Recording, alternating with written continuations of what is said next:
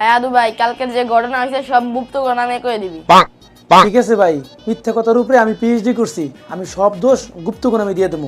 দেখেন, আমি এখনো স্টুডেন্ট। আপনারা বলেন যে আমি স্টুডেন্ট কেমনে হইলাম। দেখেন, আমি প্রতি ক্লাসে 4বার 5বার করে ফেল করি। আমার বয়স এখন 38+। তো আমি যদি ফেল করি এটা তো আর আমার সমস্যা না।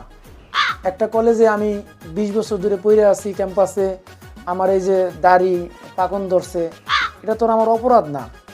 আমি ঠিকমতো লেখাপড়া করি না, রাজনীতি নিয়ে ব্যস্ত থাকি, এই জন্য পরীক্ষায় ফেল করি।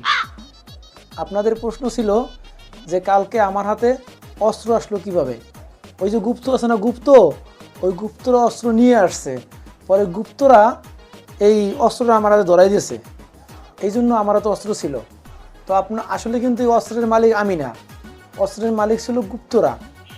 এই দেশে কোনো গুপ্ত রাজনীতি চলবে না, এই দেশে কোনো গুপ্ত রাজনীতি থাকতে পারবে না, শুধু আমরা একার রাজনীতি করব।